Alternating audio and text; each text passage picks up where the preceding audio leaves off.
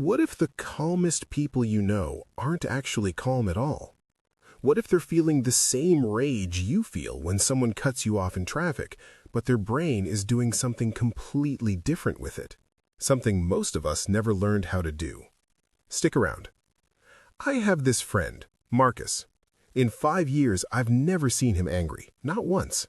People have insulted him, cut him off mid-sentence, blamed him for things that weren't his fault. And every time, he just responds calmly, like his nervous system operates on a different frequency than the rest of us. So I asked him, how? His answer surprised me. He said, I get angry all the time, I just don't let it drive. Wait, what? See, here's what most people get wrong about anger. We think it's binary, either you're angry or you're not, but that's not how it works. Anger is a physical sensation first, then a decision second. Think about the last time someone said something that pissed you off. Your chest tightened, your jaw clenched, heart rate spiked. That's your body saying, threat detected, prepare to defend.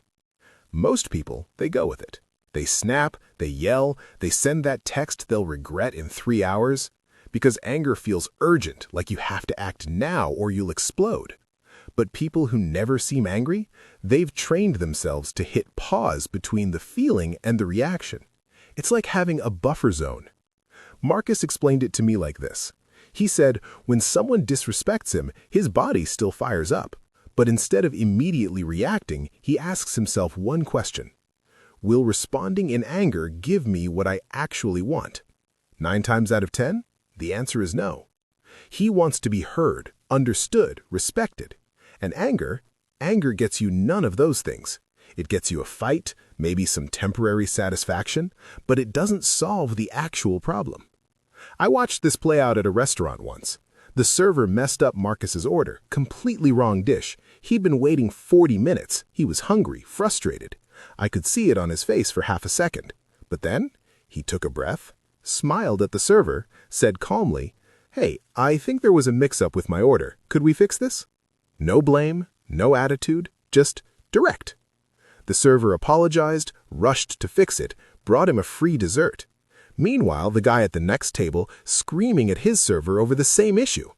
Guess who got their food fixed faster? Here's what people who never get angry understand. Anger is expensive. It costs you energy, relationships, respect, peace of mind. And most of the time, you're spending all that on something that won't matter in a week. Someone cut you off in traffic? They'll never know you're angry. They're already gone. Your coworker took credit for your idea? Getting angry in the meeting makes you look unstable.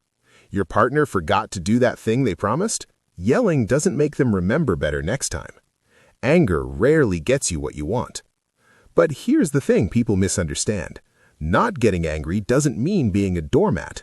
Marcus, he sets boundaries, firm ones, but he does it without the rage.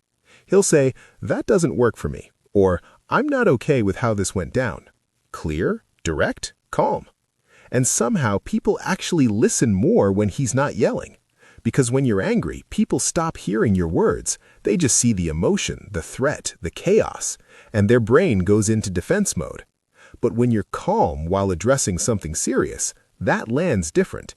That makes people uncomfortable in a productive way. They can't dismiss you as just being emotional. They actually have to deal with what you're saying. I tried this last week. My landlord ignored a maintenance request for 2 months. Old me would have called angry, made threats, burned that bridge. New me? I called calm. Hey, I've requested this repair twice now and it's still not done. I need a timeline or I'll need to escalate this formally. No yelling, no emotion, just facts and consequences. The repair was done in 3 days. So if you're watching this and you've always wondered how some people stay so calm, they're not superhuman. They're not suppressing their feelings. They're not Zen masters who've transcended anger. They just learned that anger is a terrible negotiator.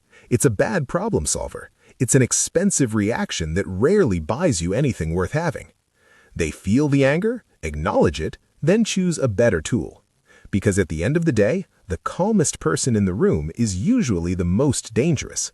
Not because they don't get angry, but because they've learned how to weaponize their calm. Drop a comment. Tell me the last time you stayed calm when you wanted to explode. How'd it go? Did it work better than anger would have? And if you know someone who needs to hear this, send it to them. Sometimes people just need permission to choose differently.